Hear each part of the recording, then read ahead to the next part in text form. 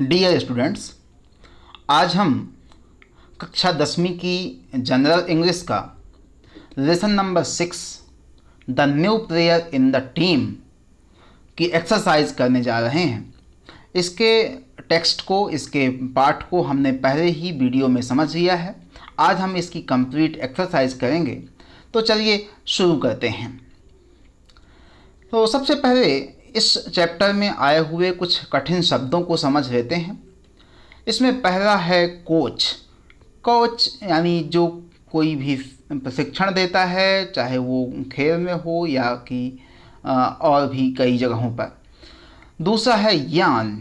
यान मीन्स होता है चाहना, किसी चीज़ को अत्यधिक चाहना। अगला है एडमोनिश। एडमोनिश मीन्स डांट फटकार, किसी को डांटना। अगला है ग्रम्बल। ग्रम्बल मीन्स नाराज़गी भरी शिकायत, यानी किसी से आप नाराज़ हैं तो उसकी शिकायत किसी से करना, उसे ग्रम्बल बोलते हैं। अगला है स्नाइड।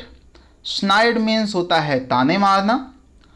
ताने मारना ये एक व्यंग है। आप किसी से नाराज़ रहते हैं तो उसको व्यंगात्मक तरीके से बात करते हैं, उसे स्नाइड कहते हैं।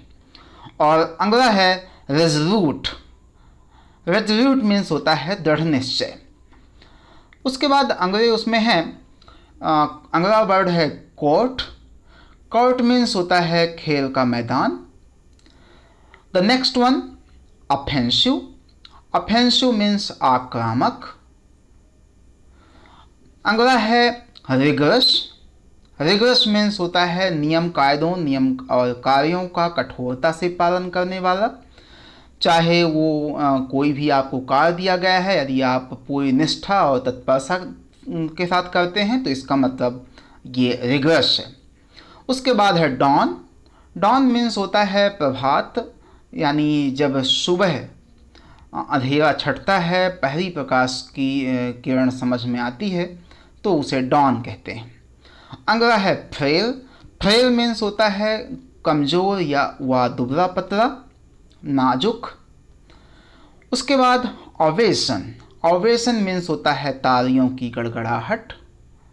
कभी कोई व्यक्ति या टीम मैच जीत जाए तो जो दर्शक होते हैं वो जोरदार तालियों के साथ उसका स्वागत करते हैं, उसको ओवेशन कहते हैं। और अगला है हॉस्टाइल। हॉस्टाइल मीन्स होता है किसी से शत्रुता रखना या उससे शत्रुतापूर्ण व्यवहार करना। उसके बाद है मैसिव। मैसिव माने बहुत ज़्यादा, बहुत बड़ा। बूस्ट माने ऊर्जा या विश्वास को बढ़ाना। आपकी ऊर्जा को, आपके विश्वास को अगर कोई चीज़ बढ़ा रही है, इसका मतलब बूस्ट है। ऑफेंस। ऑफेंस मीन्स आक्रमण। आक्रमण का मतलब यहाँ युद्ध क्षेत्र में नहीं है। कई खेलों में, चाहे वो फुटबॉल हो, हॉकी हो या बास्केटबॉल हो, हम कई बार विपक्षी टीम पर आक्रामक होते हैं, हमलावर होते हैं खेल के माध्यम से, तो उसे ऑफेंस कहते हैं। और उसी प्रकार से यदि हम बचाव की मुद्रा में हैं तो उसे डिफेंस कहते हैं। डिफेंस, बचाव। उसके बाद अगला है डज। डज मीन्स होता है कोई चीज़ आपकी तरफ आ रही है, उससे बचने के लिए आप एक तरफ या दूसरी तरफ झटके से मुड़ते हैं, उसे डज कहते हैं। बचाव के लिए तेज़ी से इधर उधर होना, यहाँ थोड़ा सा मिसप्रिंट है। अगला है डिस्परेट। डिस्परेट मीन्स होता है ललायत होना। यहाँ भी थोड़ी सी मिस्टेक है हिंदी में। इसका मतलब होता है लालायित होना। डिस्परेट का मतलब होता है किसी चीज़ को पाने की तीव्र इच्छा। जैसे ही ममता वाली टीम इस साल बास्केटबॉल की प्रतियोगिता जीतने वाली की तीव्र इच्छा लिए थी कि हम इस साल जीत ही जाएं। और नेक्स्ट है ग्रैब। ग्रैब मीन्स होता है कसकर पकड़ना, जोर से पकड़ना। उसके बाद होता है अप्राश। अप्राश मीन्स होता है स्वागत करना। कोई अगर व्यक्ति जीत गया है या कोई ट्रॉफी जीता है या कोई परीक्षा पास किया है, उसका स्वागत करते हैं, अप्राश। अगला है एंटीसिपेशन। एंटीसिपेशन मीन्स होता है प्रत्याशा। प्रत्याशा को आप ऐसे समझ सकते हैं, कोई भी भविष्य में जो कार्य होना है उसकी अगर आप फीलिंग करते हैं, महसूस करते हैं कि ऐसा हो जाए या ऐसा होगा तो उसे एंटीसिपेशन कहते हैं। पूर्वानुमान भी कई बार कहा जाता है। अगला है क्लास्प। क्लास्प मीन्स होता है हाथ में कसकर पकड़ना, जकड़ कर पकड़ना। और अंत में है इंडिस्पेंसिबल। इंडिस्पेंसिबल मीन्स होता है अत्यंत अनिवार्य। ऐसा कि यदि किसी के लिए आप इंडिस्पेंसिबल वर्ड का यूज कर रहे हैं, इसका मतलब वो उस कार्य के लिए अभिन्न है, अनिवार्य है, उसके बिना आप अपने आप को अधूरा महसूस करेंगे। उसके बाद अगले में चलते हैं तो ग्रोसरी के बाद है आपके इस चैप्टर में वर्ड पावर। वर्ड पावर में पहली चीज़ है match the following words with their meanings. Words को उनकी मीनिंग के साथ मैच करिए। तो यहाँ वर्ड दिया है एक तरफ और दूसरी तरफ मीनिंग दी हुई है। तो पहला है स्नाइड, दूसरा है डेलिकेट, तीसरा है डिफेंस, चौथा है गस्प और पांचवा है वाइफ। तो स्नाइड मीन्स होता है ताने। ताने का मतलब होता है passing unkind remark. Delicate means होता है नाजुक, टेंडर। तीसरा है defence, preventing the other team from scoring. Grasp, grasp means होता है to hold something with your hand firmly. और अंतिम में है वाइप। वाइप का मतलब to rub a surface with a cloth. आप वीडियो को रोककर इनके आंसर्स को अपने नोटबुक में लिखते जाएंगे। इस वर्ड मीनिंग के जो सही मैचिंग है वो आपको यहाँ दी जा रही है। ये आप इसको स्नाइड, डेलिकेट, डिफेंस, ग्रैस्प और वाइप, इनको आप रोक कर वीडियो को पास कर और कॉपी में बुक में लिख सकते हैं। उसके बाद आगे चलते हैं तो नेक्स्ट क्वेश्चन है use the following words in sentences of your own. नीचे दिए गए शब्दों को अपने वाक्यों में प्रयोग करना है। Sentences of your own. तो इसमें पहला है कोच, दूसरा है कॉट, तीसरा है यार्न, चौथा है प्रीचेस। तो पहला कोच का है तो आप बना सकते हैं मिस्टर बलजीत, जैसा आपने 9th में पढ़ा था Baljeet. Mister Baljeet is our football coach. इसी प्रकार से कॉर्ट का बना सकते हैं he entered the tennis court. वह टेनिस कोर्ट में दाखिल हुआ। फिर तीसरा है यार्न। यार्न का मतलब आपने सीखा है किसी चीज़ को बहुत ज़्यादा चाहना। तो I yearn to win the final match. मैं फाइनल मैच किसी भी हालत में जीतना चाहता हूँ। और चौथा है प्रीजज। तो प्रीजज का है, प्रीजज का मतलब होता है किसी व्यक्ति के बारे में पहले से ही कोई धारणा बना लेना कि ये ऐसा होगा। तो उसका सेंटेंस देखिए, you must not prejudge anyone without knowing him fully. किसी भी व्यक्ति को बिना पूरी तरह से जाने हमको उसके बारे में कोई धारणा नहीं बनानी चाहिए। उसके बाद सेक्शन सी आता है, सबसे नीचे आप देख रहे हैं fill in the blanks blank spaces by using the words from the text. तो यहाँ आपको कुछ फिल इन द ब्लैंक्स दिए हैं, आप उनको सही उसमें दो शब्द दिए हैं, उसमें से एक सही है। जो सही है उसको आपको यहाँ भरना है। तो पहला है it was just a matter of rigorous practice. कठोर प्रैक्टिस आपने पाठ में पढ़ा है। This gave a massive boost. आपने पढ़ा है बूस्ट का मतलब होता है ऊर्जा या क्षमता को बढ़ाना, हर कॉन्फिडेंस। तीसरे में है I will never again prejudge people, I hope you can forgive me. और चौथा है even the snide remarks from the teammates only made her more resolute. तो ये आपके फिल इन द ब्लैंक्स, पहले में रिगरस, दूसरे में बूस्ट, तीसरे में प्रीजज और चौथे में स्नाइड। ये आपके नीचे आंसर्स भी दिए हुए हैं।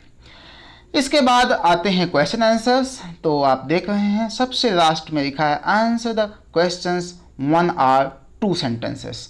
एक या दो वाक्यों में इन प्रश्नों के उत्तर देना है। तो उसमें पहला क्वेश्चन है why was Mamta's selection in the school team a surprise to everyone.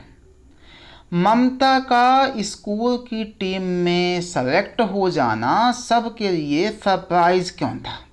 Why, क्यों? तो आंसर देखिए, Mumtaz selection was a surprise for everyone because she had joined the school only a month before. क्योंकि वह अभी 1 महीना पहले ही स्कूल ज्वाइन की थी, इसलिए सभी लोग उसके टीम में चुने जाने से सरप्राइज थे, अचंभित थे। उसके बाद दूसरा क्वेश्चन है यहाँ से, what qualities did the coach notice in Mamta? What qualities did the coach notice in Mamta? Mamta में कोच ने कौन कौन सी क्वालिटीज नोटिस की? तो आंसर देखिए, the coach noticed following qualities in Mamta. Mamta में ये नीचे दी गई क्वालिटीज को कोच ने नोटिस किया था। पहला क्या है? हर पासेस वर गुड, उसके पास अच्छे थे। और दूसरा, शी वाज हार्ड वर्किंग, वह मेहनती थी। तीसरा, she has power of determination, उसके अंदर दृढ़ संकल्प था। और चौथा, शी वाज फिजिकली फिट, वह शारीरिक रूप से मजबूत थी, फिट थी।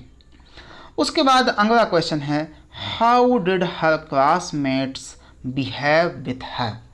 क्लासमेट्स मीन्स होता है साथी। उसके साथी बिहेव कैसे करते थे, व्यवहार कैसे करते थे, विथ हर, उसके साथ। हाउ, कैसे कैसे उसके साथी उसके साथ व्यवहार करते थे। Her classmates treated her as an unwelcome guest, उसके साथी उसको एक बिना बुलाए मेहमान की तरह ट्रीट करते थे। Who was too low in status by their standard, जो कि उनके स्टैंडर्ड के अनुसार, उनके समाज में स्थिति के जो थी उन क्लासमेट्स की, उनसे वो नीचे थी, यानी गरीब परिवार से थी। उसके बाद नेक्स्ट क्वेश्चन है, why did the girls refused to make Mamta their friend? Why did the girls, क्यों लड़कियों ने रिफ्यूज कर दिया, मना कर दिया, to make Mamta their friend, Mamta को अपना दोस्त बनाने से? तो आंसर देखिए, the girl refused to make Mamta their friend because she belonged to a small town.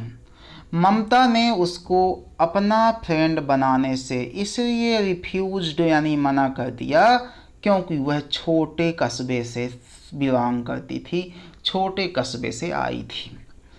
फिर अगला क्वेश्चन है, what was the challenge before Mamta? Mamta के सामने चैलेंज क्या था? तो चैलेंज में देखिए आंसर क्या है, winning the inter school trophy was the challenge before Mamta. Winning the inter school trophy, Mamta को इस अंतर विद्यालयीन ट्रॉफी जीतना ही चुनौती थी। वो उसके सामने यही एकमात्र चुनौती थी कि वह किसी भी प्रकार से अपनी टीम को इंटर स्कूल ट्रॉफी जिताए, जो कि अभी तक वो कभी नहीं जीते थे। अगला क्वेश्चन है, which remark of the coach touched Mamata Mamata? ममता कोच की कौन सी टिप्पणी ने ममता के दिल को छू लिया था? कोच की कौन सी टिप्पणी ममता के दिल को छू गई थी? तो उसका आंसर है, कोच सेड, कोच ने कहा, have you been able to win the trophy even one since you started playing? Coach कहते हैं कि क्या आप कभी भी इसके पहले ट्रॉफी जीतने में सफल हो पाए हैं जब से आप खेलना स्टार्ट किए हैं? ये बाकी लड़कियों को कहते हैं। मे बी दिस ईयर, हो सकता है इस साल, you will at last win because of Mamta, हो सकता है इस साल आप लोग जीत जाएं और उसकी वजह कौन हो? ममता, यानी ममता की वजह से आप जीत जाएं। This remark touched Mamata, coach के कही गई ये बातें ममता को छू गई थीं। अगला क्वेश्चन है, how did the fighter in Mamta came out? Mamta के अंदर का जो फाइटर है वो कैसे बाहर आ गया था, जो उसके अंदर एक योद्धा था वो कैसे बाहर आ गया। तो आंसर देखिए, the fighter in Mamta came out because of the snide remarks of Hema and Reema. Mamta के अंदर का जो फाइटर है वो तानों की वजह से, किसके तानों की वजह से, हेमा और रीमा के तानों की वजह से बाहर आ गया था। आपने पाठ में पढ़ा ही है कि यदि ममता को कोई कमज़ोर आंक देता था, उसको कोई ये कहता था कि तुम ये तो कर नहीं सकती हो, तो वह उसको चुनौती के रूप में लेती थी और जब तक उसको कंप्लीट नहीं कर लेती थी तब तक दम नहीं लेती थी। अगला क्वेश्चन है क्वेश्चन नंबर 8, सबसे नीचे आप देख पा रहे हैं स्क्रीन में। What made Mamta win the race. What made Mamta win the race. Mamta को कौन सी चीज़ ऐसी थी जिसने ममता को रेस जिताने में मदद की। क्या चीज़ ऐसी थी, क्या सोचकर ममता रेस जीतना चाहती थी। तो आंसर है, the answer is she felt that, उसने महसूस किया कि winning against the school champion, school champion के खिलाफ जीतना वुड हेल्प हर, उसको मदद करेगा somehow in her basketball team, किसी न किसी प्रकार से बास्केटबॉल गेम।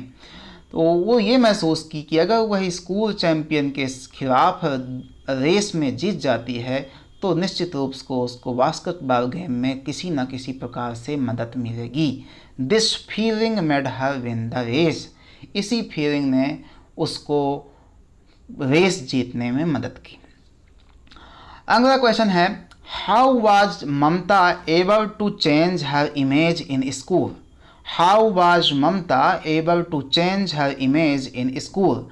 ममता अपनी इमेज को, अपनी छवि को स्कूल में चेंज करने में कैसे सफल रही।